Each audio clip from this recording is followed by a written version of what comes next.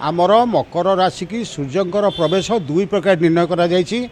दृक्सिद्ध हूँ 3टा 13 मिनिट बा 3टा 7 मिनिट एवं जोटा पारंपरिक ताहूँ राति 10टा ठारू 11टा मध्य ताहा पारंपरिक हो बा दृक्सिद्ध हो जदि मध्यरात्रि पर होता ताले ताहा आसंता काली पालन करा जाई थांता। मध्यरात्रि पूर्वर हेउथिबारु यह 14 तारिख न निश्चित पालन करा जियो बोली शास्त्रोक्त मत रही।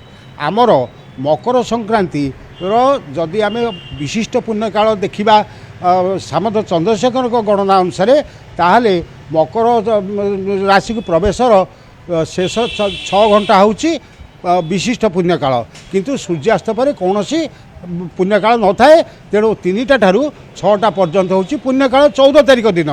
जदि आम साधारण भाव देखा ताले जेहेतु मध्यरात्रि परे हेउ नाही मध्यरात्रि पूर्वर होची पारंपरिक मते से दिन सूर्य उदय सूर्यास्त पर्यंत होची पुण्यकाल।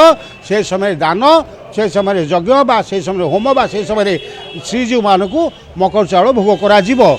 जे यहाको विभ्रांत कराउचंती तांकर शास्त्र ज्ञान मु भाबुची टिके निश्चित कम अच्छी। से केवल लोकଙ୍କୁ विभ्रांत करने एभलिक विभूति देइचंती। आमर ए संपर्क जेहेतु स्पष्ट मत रही सेहेतु से संपर्क कौन तर्क अनावश्यक। रात्रे पुनश्च कहीदे मध्यरात्रि पूर्वर हो पारंपरिक मते बा 3टा पर हो दृक्सिद्ध मते जेहेतु ता मध्यरात्रि पूर्व होची। तेणु 14 तारिख न सूर्य उदय ठारू सूर्य अस्त पर्यंत होची विशिष्ट पुण्यकाल।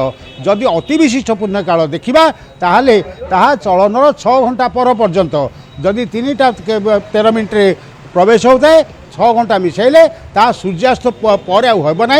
तेणु सूर्यास्त पर्यंत होची विशिष्ट पुण्यकाल। तेणु यहाँ विभ्रांत करा न जाऊ। मकर संक्रांति 14 जानुआरी 2026 संपूर्ण दिनटी होची विशिष्ट पुण्यकाल। लोक माने को विभ्रांत न होई ताहाकु 14 तारिख न पालन करंतु। जेहेतु आद्यंत सूर्य उदय सूर्यास्त पर्यंत विशिष्ट पुण्यकाल एवं जेहेतु 3टा 13 पर प्रवेश कर सूर्यास्त पूर्व मकर चाउल भोग हम इधर किसी बाधा नहीं बा कौन प्रकार द्वंद्व भी नहीं। देखु आमर बर्तमान धर्म को विभ्रांत करदेवाई किसी विधर्मी सृष्टि होती से मैंने उद्देश्यमूलक भाव में यह करुँच।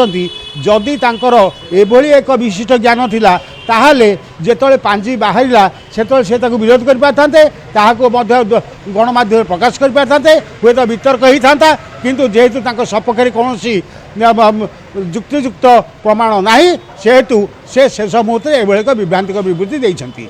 जदि मध्यरात्रि पर होता ताले ताहा आसंता काली पालन करा जाई थांता। मध्यरात्रि पूर्वर हेउथिबारु यह 14 तारिख न निश्चित पालन करा जियो बोली शास्त्रोक्त मत रही। आमर मकर संक्रांति जदि आम विशिष्ट पुण्यकाल देखा सामंत चंद्रशेखर गणना अनुसार ताहले मकर राशि को प्रवेशर शेष 6 घंटा होची विशिष्ट पुण्यकाल किंतु सूर्यास्त पर कौन सी पुण्यकाल न थाए। तेणु 3टा ठारू 6टा पर्यंत होची पुण्यकाल 14 तारिख दिन।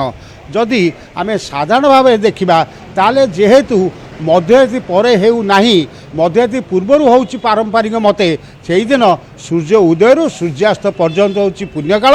से समय दान से समय यज्ञ बा से समय होम बा से समय श्रीजीव मानकु मकर चाउल भोग करा जीवो।